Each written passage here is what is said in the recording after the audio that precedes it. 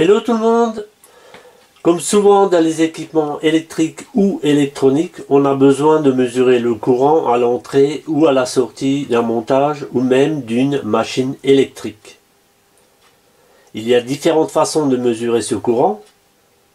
Dans cette nouvelle vidéo, je vais vous parler de deux systèmes couramment utilisés qui sont le transformateur d'intensité, appelé communément TI, et du capteur de courant à effet Hall. Pour bien comprendre leur principe de fonctionnement, je vais vous faire un petit rappel sur le principe du transformateur. C'est parti, on y va! Quel est le rôle du transformateur? Un transformateur est un composant électrique qui permet de modifier les valeurs de tension et d'intensité d'un courant délivré par une source d'énergie électrique alternative. Ceci sans en modifier sa forme ni sa fréquence. Le transformateur simple est composé d'un circuit magnétique, généralement réalisé en tôle feuilletée, autour duquel sont bobinés deux enroulements, qui se trouvent là, dont voici les entrées et les sorties. Ces enroulements sont réalisés en fil de cuivre isolé. Chaque tour de fil de ces bobines est appelé spire. La bobine sur laquelle arrive le courant est appelée bobine ou enroulement primaire, N1. La bobine sur laquelle on récupère le courant modifié est appelée bobine ou enroulement secondaire, N2. Alors pour des raisons de facilité, j'ai dessiné le circuit magnétique de façon ronde, mais en général, sur les transfos, c'est plutôt carré et plutôt rectangulaire. Et souvent, les deux bobines sont superposées et sont bobinées sur la jambe centrale du transformateur. Principe de fonctionnement. Si on alimente le primaire N1 du transformateur avec un courant alternatif, attention seulement du courant alternatif, ça ne marche pas en courant continu. Celui-ci génère un flux magnétique variable dans son circuit magnétique. Ce flux magnétique va induire une tension et un courant dans la bobine N2. On peut donc écrire sans le démontrer ici que U1 sur N1 est égal à U2 sur N2. Cette formule démontre que si N1 est différent de N2, alors U1 est différent de U2. Concrètement, qu'est-ce que ça veut dire? Si le nombre de spires de la bobine N2 est plus petit que celui de N1, alors la tension sur N2 sera plus faible et le transformateur sera appelé transformateur abaisseur. Si le nombre de spires de la bobine N2 est plus grand que celui de N1, alors la tension sur N2 sera plus grande et le transformateur est appelé transformateur élévateur ou survolteur. La puissance d'un transformateur est donnée en VA, volt-ampère. Elle est de forme P égale UI, P étant la puissance, U la tension et I le courant. Pour un transformateur, la puissance est constante entre le primaire N1 et le secondaire N2. En négligeant les pertes, on peut écrire que P1 est égal à P2. D'où U1I1 est égal à U2I2. Pour finir, on peut déduire de la formule ci-dessus, que U1 sur U2 égale I1 sur I2. Concrètement, comme les puissances sont conservées, pour un transformateur abaisseur, si U2 est divisé par 2, I2 double. Pour un transformateur élévateur ou survolteur, si U2 est doublé, I2 est divisé par 2. C'est ces deux dernières expressions qu'il faut surtout retenir quand on va parler du transformateur de courant. Voilà, après ce petit rappel sur le rôle et la fonction d'un transformateur, on peut passer au système de mesure de courant. Qu'est-ce qu'un transformateur de courant? Un transformateur de courant ou d'intensité, comme son nom l'indique, permet de mesurer des intensités électriques. Il est souvent utilisé dans l'industrie pour mesurer des courants forts. Il ne fonctionne qu'en courant alternatif et utilise le même principe que le transformateur décrit précédemment. Ce système peut mesurer des courants atteignant des milliers d'ampères et garantit une isolation galvanique, c'est-à-dire pas de contact électrique entre le primaire N1 et le secondaire N2. En comparant les deux croquis, on s'aperçoit que les deux systèmes sont très proches. Le TI, comme le transformateur, est composé d'un noyau magnétique en tôle feuilletée ou en ferrite, suivant la fréquence du courant à mesurer, d'une bobine secondaire N2 enroulée sur ce même circuit magnétique. Le primaire N1, pour le transformateur d'intensité, est le conducteur dans lequel circule le courant à mesurer. Pour mesurer des courants forts et afin de pouvoir facilement traiter et exploiter le signal par un circuit annexe, on cherche à diminuer l'intensité du courant dans N2 par rapport au conducteur N1. Ça ne vous rappelle pas quelque chose? Eh bien, on est dans la configuration du transformateur survolteur avec un courant qui baisse et une tension qui augmente dans N2, suivant le rapport de N1 sur N2. Alors on limite artificiellement la tension dans N2 en connectant une impédance ou une résistance très faible aux bornes du secondaire N2. Ceci pour des histoires de courant magnétisant que je ne vais pas développer dans cette session. À cause de cette configuration de survolteur, sachez qu'un TI ne doit jamais travailler sans résistance de charge sous peine de destruction. Alors, voilà à quoi ressemble un TI industriel. Donc ici, on a les deux bornes de la bobine N2 du secondaire. Et ici, on peut passer le conducteur dans lequel on souhaite mesurer le courant. Voilà à quoi ça ressemble.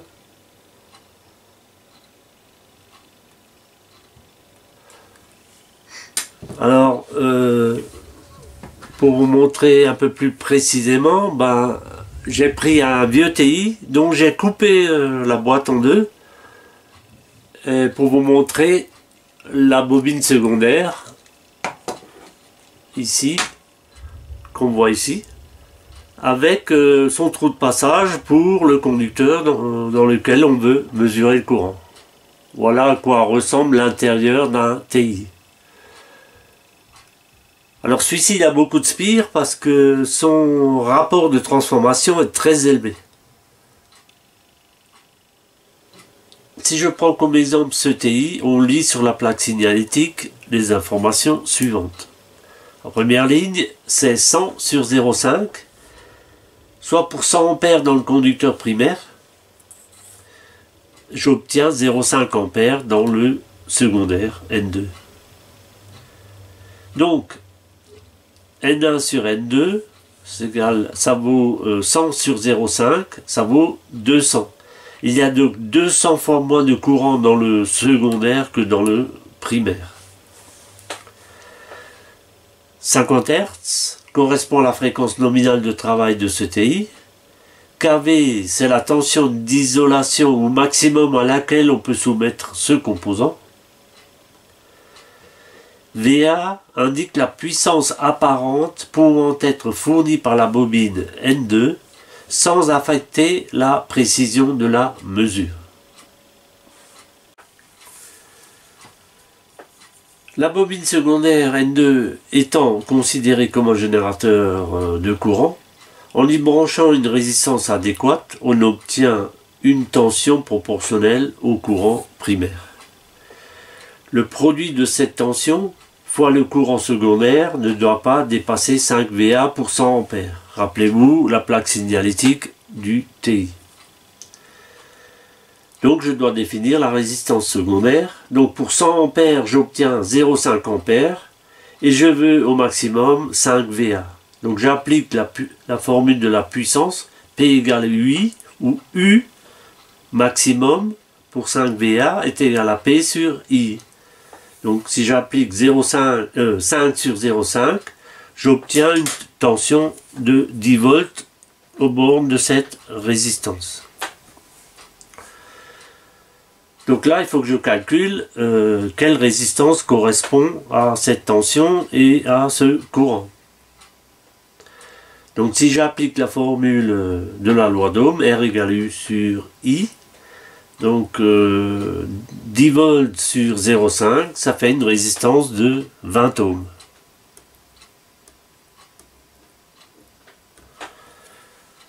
Concrètement, pour ce TI, avec 100 ampères dans le conducteur primaire, j'obtiens une tension de 10 volts au secondaire avec une résistance de charge de 20 ohms. Cette tension étant proportionnelle au courant primaire, elle servira à la mesure de celui-ci. On peut s'en servir pour différentes possibilités, l'affichage, la régulation, l'imitation de courant, etc. Pour finir, des TI, il en existe autant que les courants qu'on cherche à mesurer.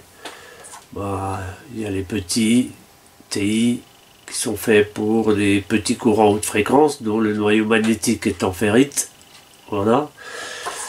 Il y a le TI qu'on a utilisé pour l'essai ou le test. Et il y a des TI qui permettent de se connecter sur un câble qui est branché sur les deux bouts et qu'on ne veut pas débrancher. Donc il suffit de l'ouvrir. Donc c'est des TI, c'est des pinces de courant. Voilà, qui sont adaptées à des multimètres. Donc voilà, on a fait un tour rapide concernant le fonctionnement du transformateur d'intensité. Il nous reste à parler du capteur de courant à effet Hall. Dans ce dernier chapitre, on va parler du capteur de courant à effet Hall. Mais avant de parler du capteur en lui-même, juste un petit mot sur son principe de fonctionnement. Qu'est-ce que l'effet Hall ? L'effet Hall est un phénomène connu dans le domaine de l'électromagnétisme. Il porte le nom de la personne qui découvrit le phénomène en 1879. C'est l'américain Edwin Hall.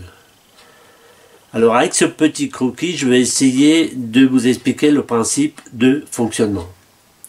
Alors lorsqu'on place un ruban semi-conducteur, que voici, dans un champ magnétique B qui est perpendiculaire à ce même ruban, et qu'en même temps on y applique un courant qui circule dans le sens de la longueur de ce ruban, il apparaît une différence de potentiel ou de tension sur les faces latérales de ce même ruban. Cette tension est appelée tension de Hall. C'est le phénomène décrit auparavant qui permet au capteur à effet Hall de mesurer un courant électrique sans contact. Alors, contrairement au transformateur d'intensité décrit dans le chapitre précédent, ce type de capteur peut mesurer des courants continus, des courants impulsionnels et des courants alternatifs jusqu'à des fréquences d'environ 100 kHz, voire plus.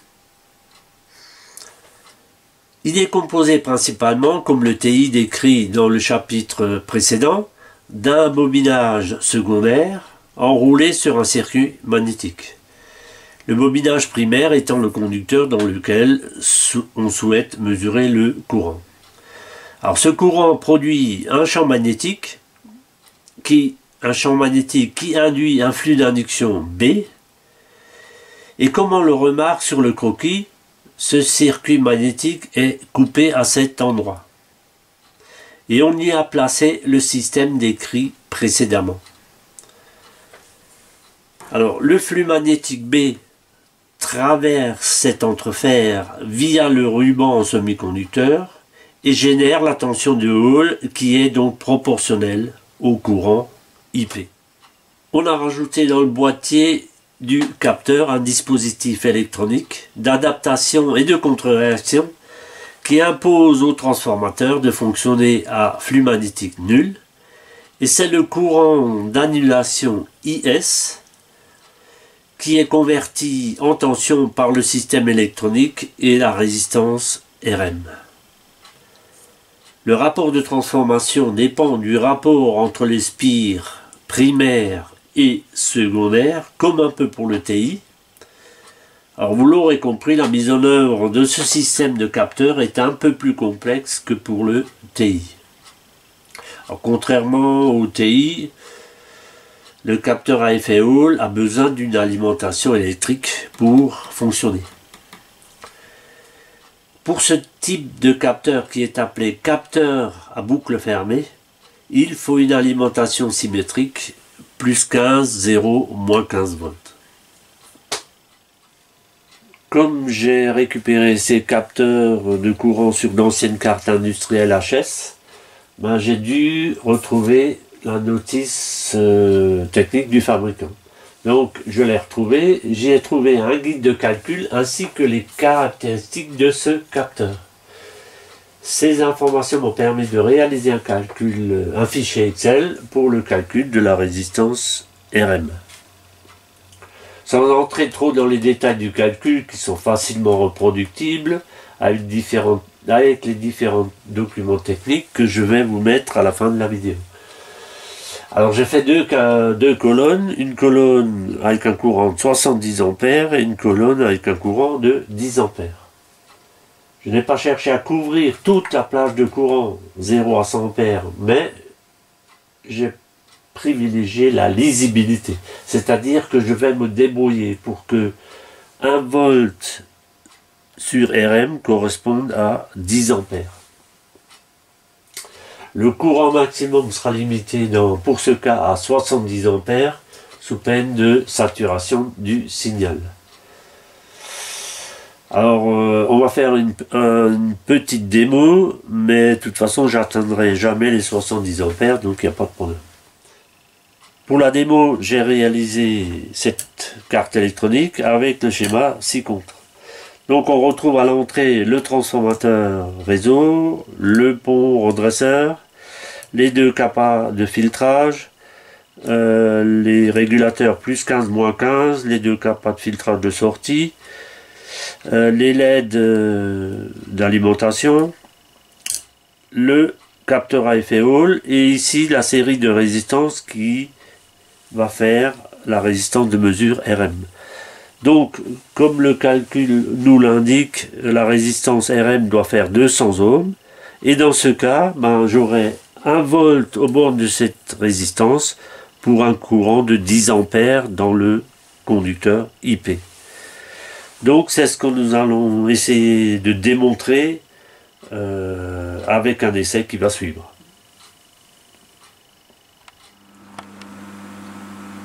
Pour ces derniers tests, je vais utiliser deux résistances électriques que j'ai modifiées pour l'occasion, pour qu'elles fassent la résistance souhaitée. Pour alimenter tout ça, j'utilise mon alimentation maison, qui est une alimentation qui peut sortir un peu plus de 60 volts et 25 ampères. Donc, on alimente les résistances à partir de mon alimentation à travers un shunt pour la vérification du courant, et après on va passer dans le capteur à effet Hall et puis dans les résistances électriques. Donc au bord de la résistance RM, rappelez-vous qui est ici, j'ai branché mon voltmètre, et donc on aura normalement pour 10 ampères qui passe dans le conducteur et dans le capteur à effet Hall, on aura 1 volt au bord de la résistance RM. Alors, le montage est prêt, on va démarrer. Donc j'ai mis sous tension. Alors comme c'est un hacheur, ça ne démarre pas complètement à 0. Donc je vais monter déjà pour une première évaluation à 4 ampères.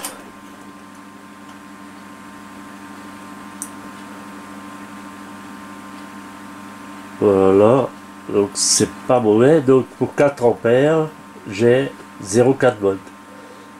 qui correspond bien au calcul qu'on a fait sur le fichier Excel.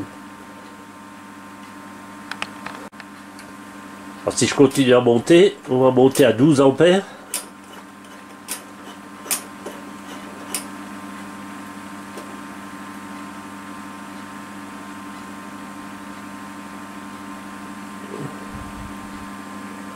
Voilà. Donc le galvanomètre de contrôle indique bien 12 ampères et j'ai 1,2 volts, ce qui correspond exactement à la définition qu'on a faite sur le fichier Excel. Voilà. Donc je ne vais pas rester trop longtemps à cette puissance parce que les résistances chauffent. Mais on aura pu démontrer aisément que si on met les bonnes valeurs et les bons calculs sur pour définir le capteur à effet Hall, la mesure est très précise.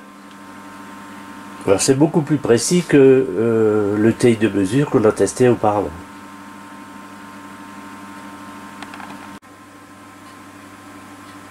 Voilà, cette vidéo est terminée. J'espère qu'elle vous a intéressé. N'oubliez pas de me faire des likes, de vous abonner à ma chaîne et d'appuyer sur la petite cloche. Bye bye, à une prochaine.